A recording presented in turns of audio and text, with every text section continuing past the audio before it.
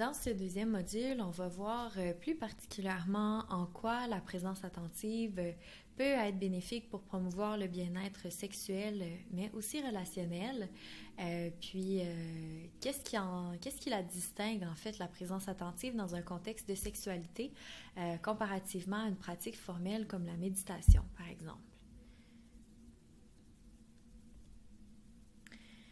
Donc, peut-être que vous vous êtes posé la question à la fin du dernier module, quand j'ai guidé une pratique inspirée de présence attentive, en quoi, en fait, une pratique individuelle comme celle où on ancre nos 5 sens dans notre environnement puis notre moment présent, comment est-ce que ce genre de pratique-là peut avoir des retombées individuelles?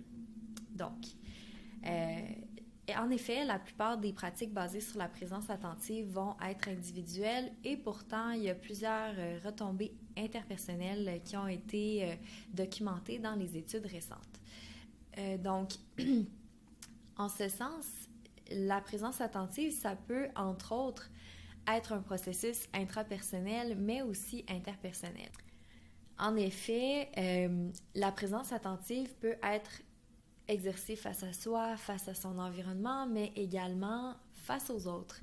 Et puis, cette présence attentive interpersonnelle a aussi été documentée comme ayant des retombées positives.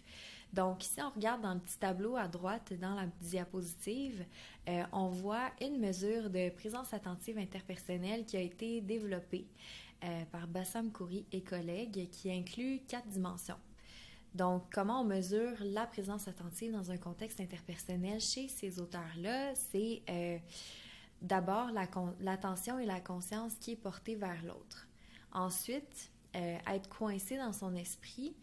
Qu'est-ce que ça veut dire quand une dimension ou un item dans un questionnaire est inversé? Ça veut dire qu'on mesure l'inverse de ce qu'on veut mesurer. Donc, en fait, être coincé dans son esprit, c'est pas tout à fait un signe de présence attentive interpersonnelle, c'est l'inverse.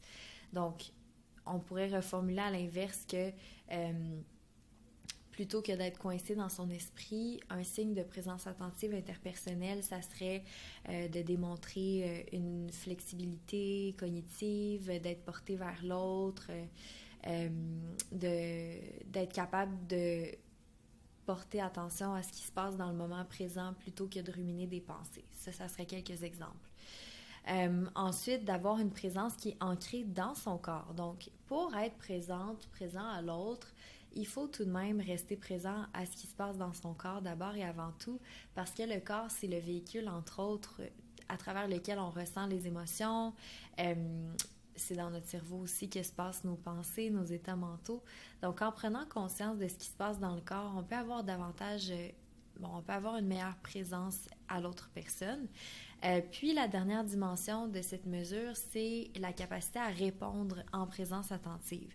Donc, plutôt que d'être dans la réactivité, par exemple, ou plutôt que de répondre de façon automatique puis de ne pas réellement écouter l'autre, donc de ne pas être en mesure de donner une réponse qui est empreinte de présence attentive, je suis réellement connectée à ce qui se passe avec l'autre personne et je suis capable de faire acte de présence attentive dans mes interactions. Donc, pour être capable d'être présente ou présent à l'autre, c'est certain qu'une pratique formelle, encore une fois, de présence attentive va aider à développer ces aptitudes-là qui sont nécessaires dans le quotidien. D'ailleurs, la présence attentive a aussi des répercussions au sein des relations interpersonnelles et des relations plus précisément intimes. Donc, en cas d'interaction ou plus particulièrement de conflit ou d'interprétation des actions des autres, le fait de pratiquer la présence attentive ou d'avoir une présence attentive plus élevée a été démontré comme, en fait, chez les pratiquants-pratiquantes, qu'il y a davantage d'attention qui est portée à des facteurs contextuels qu'à des facteurs dispositionnels dans les situations. Un exemple de ça serait de dire je m'adresse à mon ou ma partenaire et elle ne me répond pas. Si j'accorde attention aux facteurs dispositionnels, je me dirais de toute façon, cette personne-là est aucunement intéressé par ce que j'ai à dire. C'est quelqu'un de têtu qui en a rien à cirer de ce que j'ai à lui dire. Tandis que une attention aux facteurs contextuels, ça serait peut-être plus la personne m'a pas entendu, je vais juste répéter ce que j'ai à dire.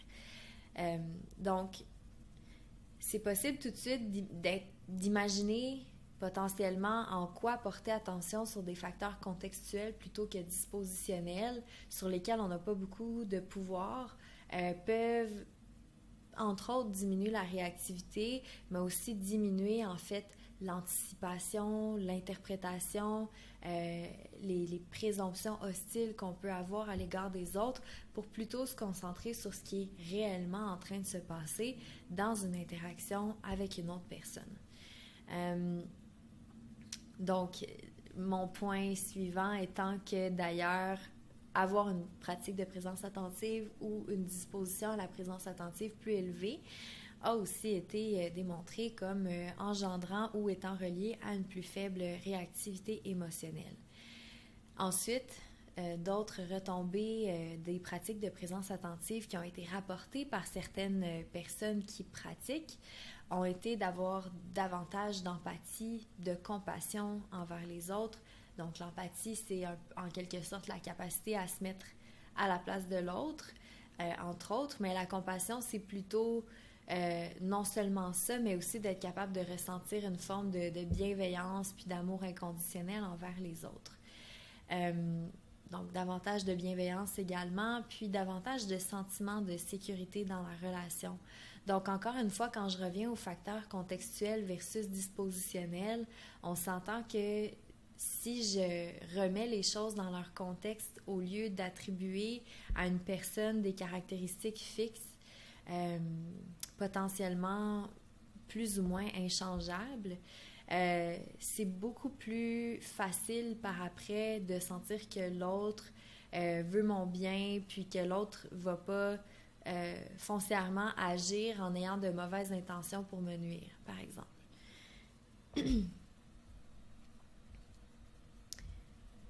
Ensuite, pour ce qui est de la présence attentive en contexte de sexualité en particulier, donc, durant le module 1, on abordait le fait que être en présence attentive pendant la sexualité, c'était un état.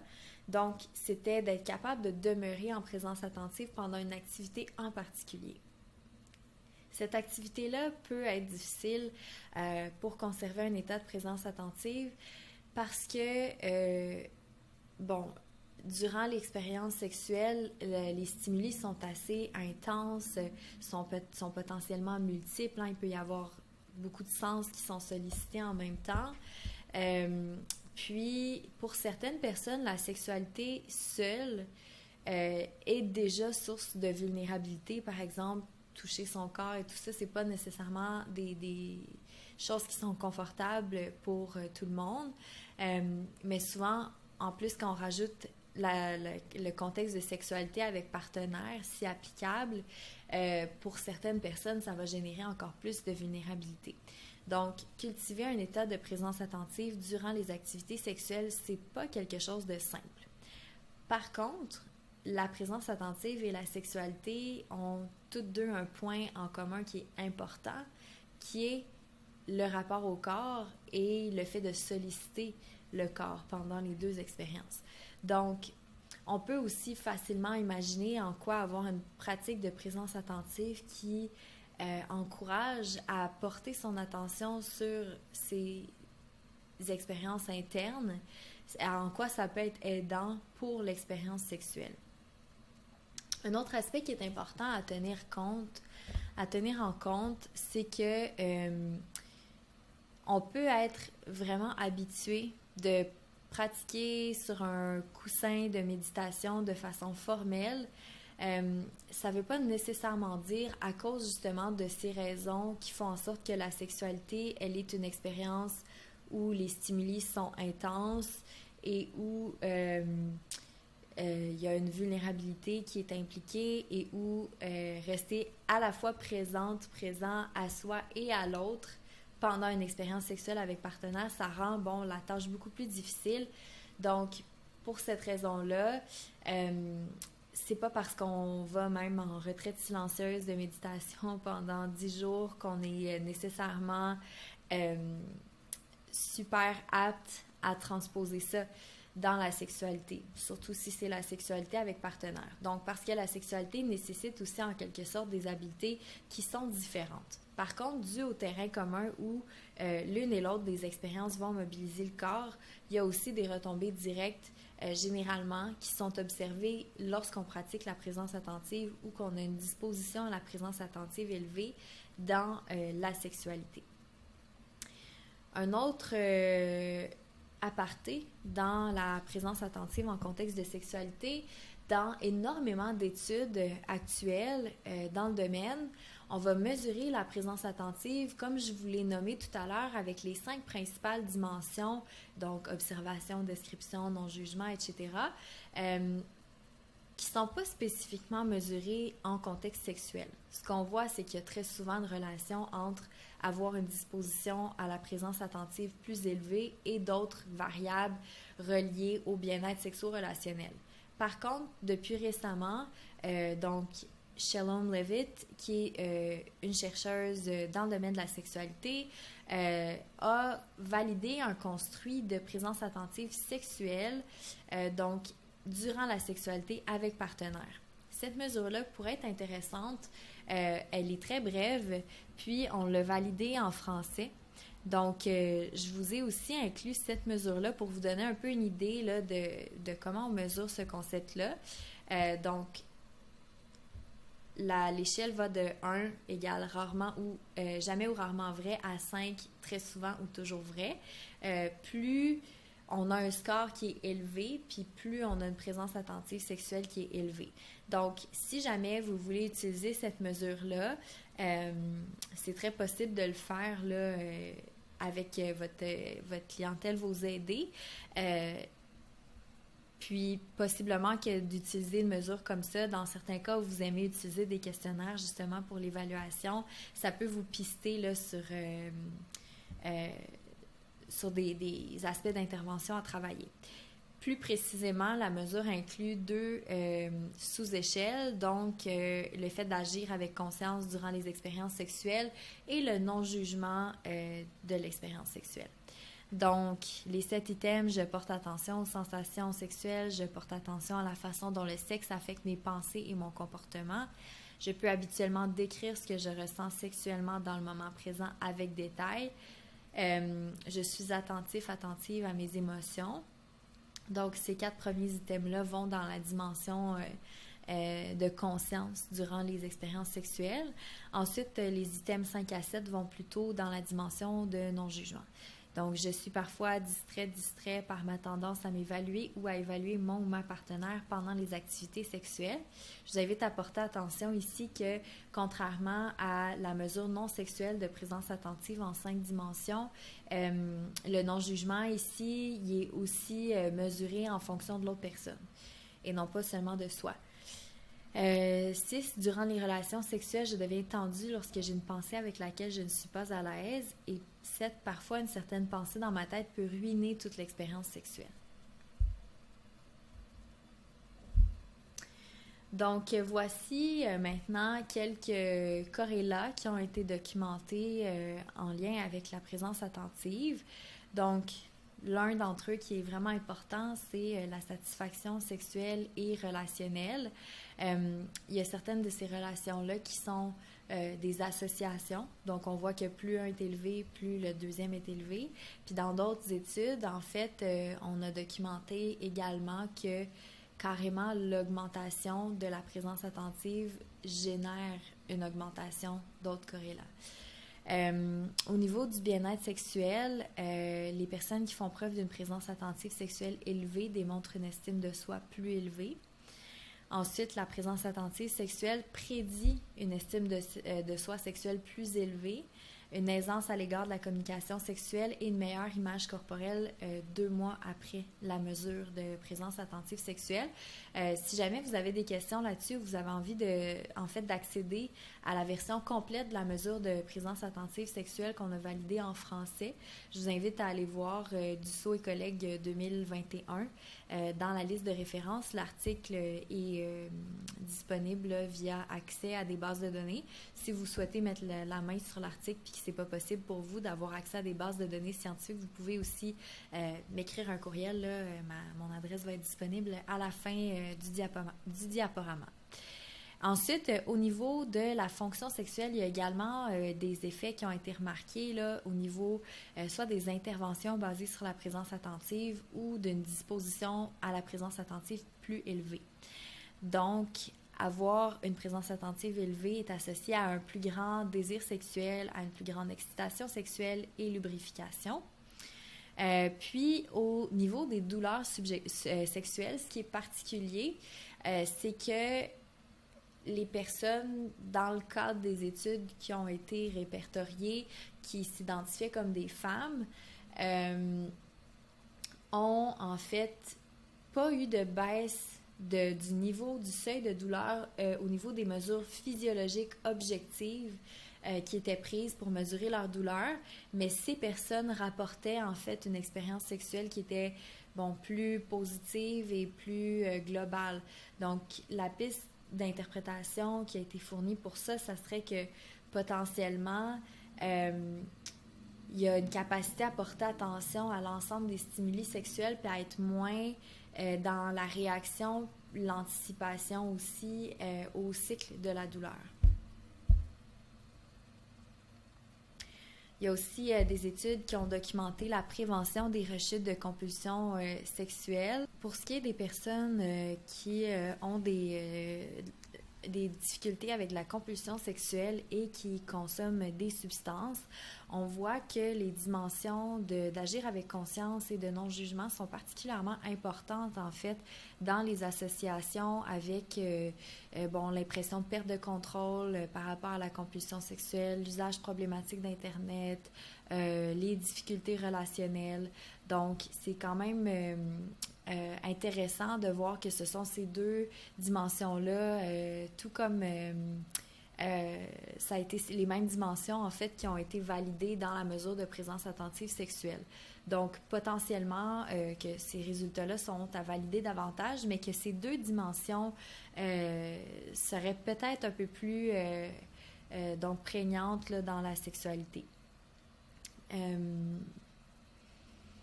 Voilà, puis auprès d'une intervention évaluée chez des personnes s'identifiant comme hommes ayant également une consommation problématique de pornographie, l'intervention a eu des résultats concluants pour baisser la consommation de pornographie, diminuer l'anxiété, la dépression et les symptômes obsessionnels compulsifs. Donc, comment ça s'explique? Quand je parlais un petit peu du trauma qui est, l'antithèse de la présence attentive, ici, on ne sait pas assurément là, que c'est une population qui est traumatisée, mais ce qu'on voit généralement chez les gens qui ont des comportements compulsifs comme ça, consommation de substances, consommation de pornographie, compulsion sexuelle, ça peut être du magasinage compulsif, etc. C'est une stratégie d'évitement, en fait, pour tenter de se distraire. Donc, il va de soi qu'en appliquant la présence attentive d'une façon qui est informée, qui est graduelle auprès de ce genre de population-là, la présence attentive, en fait, a un potentiel là, à diminuer ce genre de problématique. Plusieurs limites, en fait, ont également été documentées par rapport à l'exercice de la présence attentive en contexte sexo-relationnel. Ces limites-là sont assez limitées. On les a documentées dans l'article de Dussault et collègues qui est en fait une métasynthèse qui regroupe les différentes études qualitatives portant sur la pratique de présence attentive et le bien-être sexo-relationnel et qui a en fait regroupé tous les résultats qualitatifs de ces études-là pour en faire une seconde analyse. Dans la métasynthèse, il y a 8 études qui sont recensées, puis parmi ces 8 études, seulement 3 abordent les limites.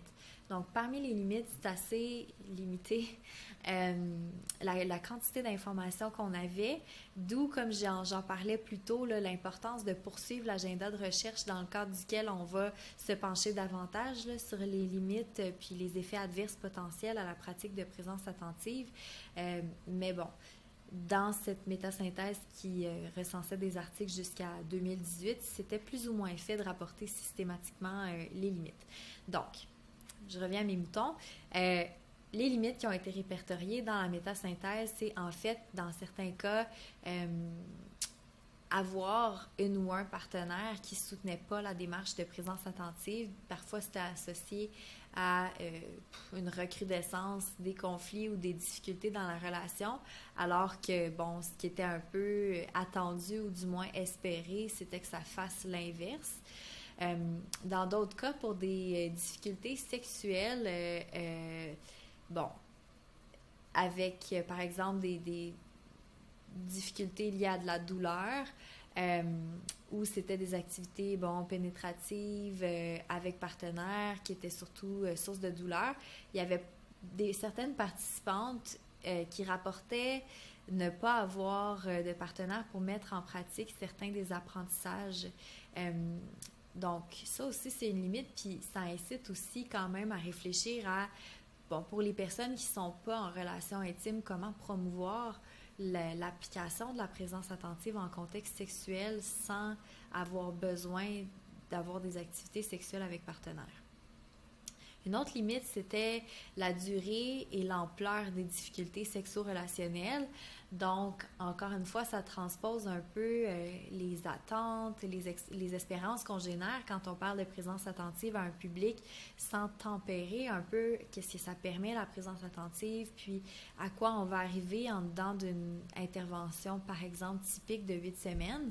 Dans certains cas, les gens disaient « Ah, tu sais, oui, j'ai vu des changements », mais les changements ne sont pas non plus...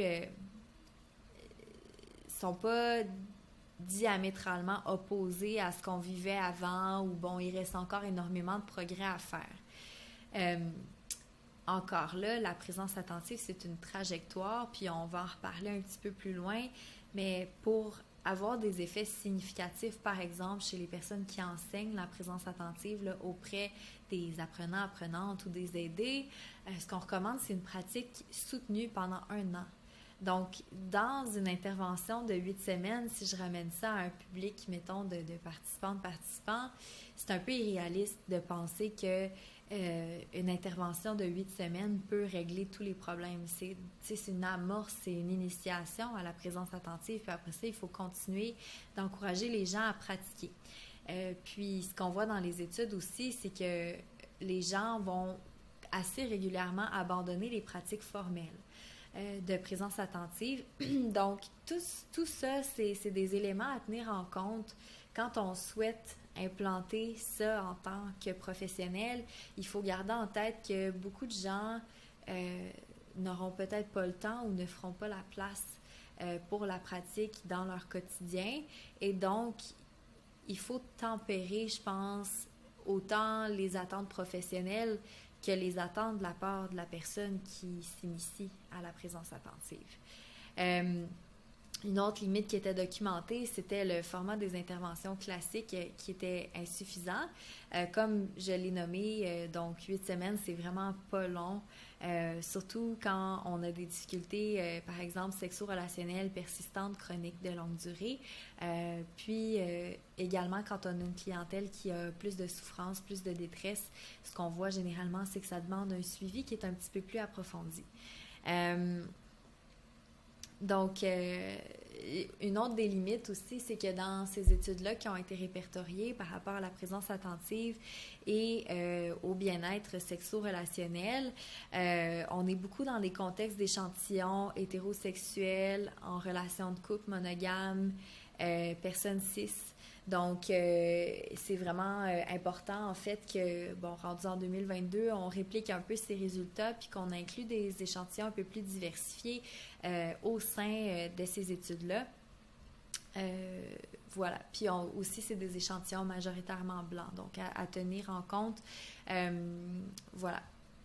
Puis, il y a aussi beaucoup de ces études-là qui sont des études pilotes, des études exploratoires, donc des études aussi qui évaluent une intervention auprès d'un groupe. Donc, le nombre, la taille des échantillons est assez restreinte dans plusieurs cas.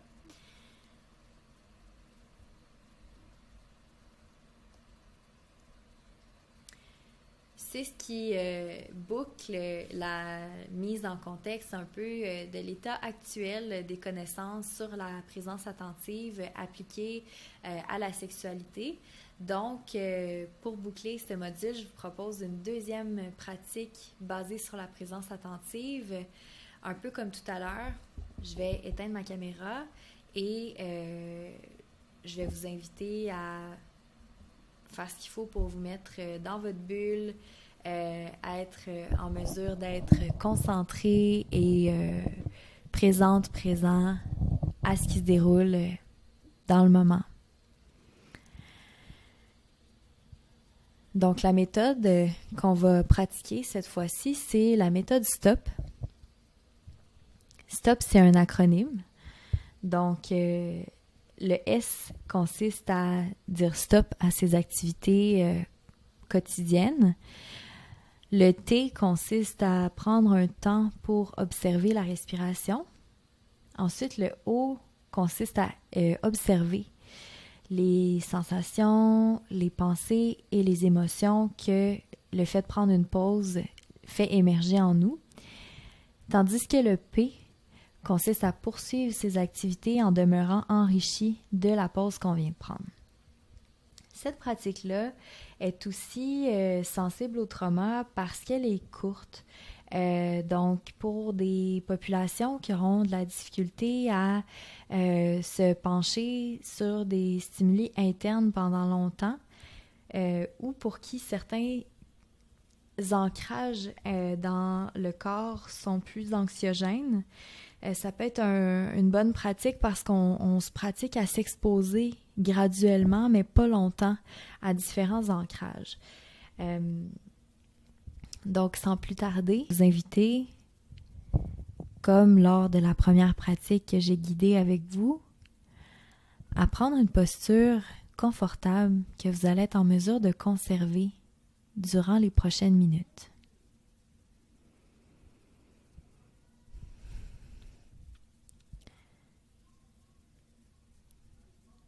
Vous pouvez vous étirer un peu, gigoter, faire quelques essais pour voir qu'est-ce qui fonctionne le mieux.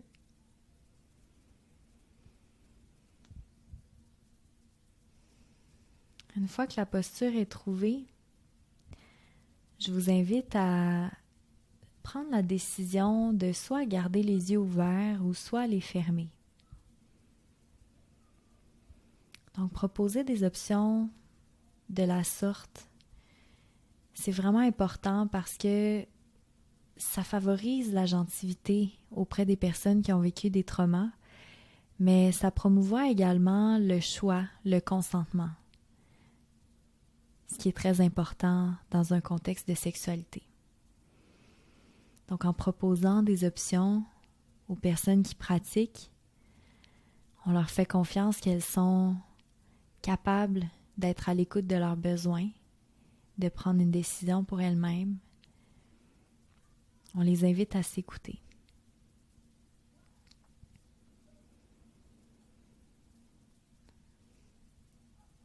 Donc, je vous invite à soit fermer les yeux, ce qui peut potentiellement vous permettre de vous concentrer davantage sur votre expérience interne, ce qui peut aider à couper un peu des stimuli extérieurs. Vous pouvez aussi garder les yeux ouverts. Dans certains contextes, garder les yeux ouverts peut avoir un effet régulateur pour le système nerveux, par exemple quand on se sent un peu plus agité, un peu plus stressé. Je vous invite maintenant à prendre votre pause stop.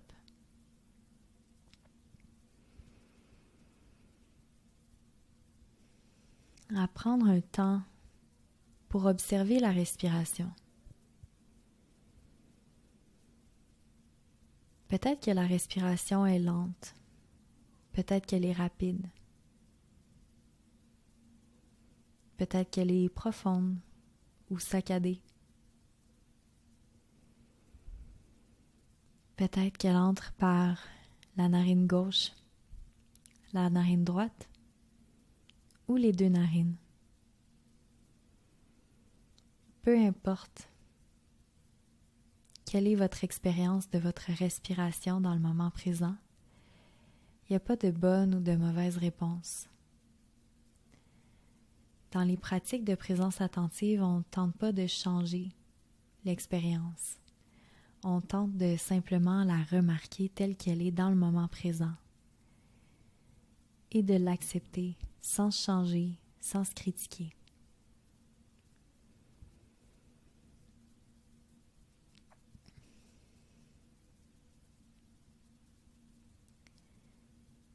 Il peut arriver aussi quand on observe la respiration, comme dans n'importe quelle autre pratique basée sur la présence attentive, de se déconcentrer. Si on sent que notre attention faiblit, on se remet simplement à se concentrer sur notre objet d'attention avec beaucoup de patience.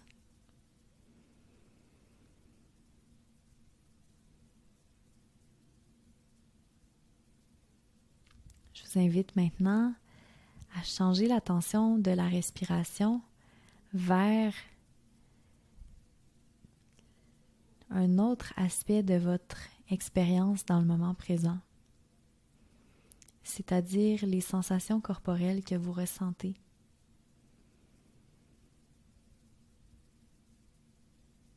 Qu'elles soient agréables ou désagréables, ne fait pas d'elles qu'elles soient bonnes ou mauvaises. Elles sont simplement là dans le moment présent. Je vous invite également peut-être à remarquer si le fait de prendre cette pause puis d'observer votre expérience fait émerger des émotions.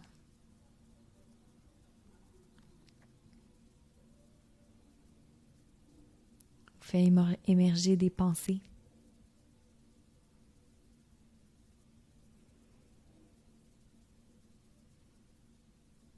Si vous remarquez soudainement que vous commencez à vous endormir,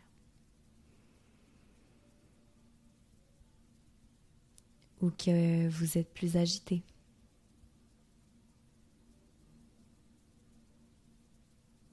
Encore une fois, peu importe la nature de l'expérience, l'important dans tout ça est de revenir chaque fois vers l'objet de concentration avec beaucoup de patience, de détermination.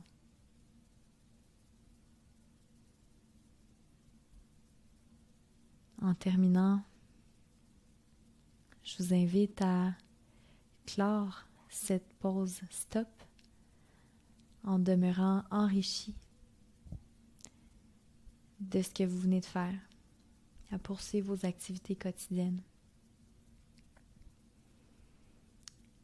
Juste avant de poursuivre ces activités, je vous invite à faire ce dont vous avez besoin pour poursuivre vos activités.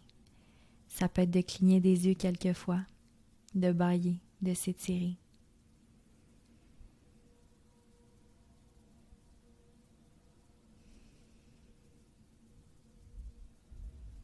À la suite de ce module, on va continuer avec le module 3 de la formation portant sur le volet interventionnel.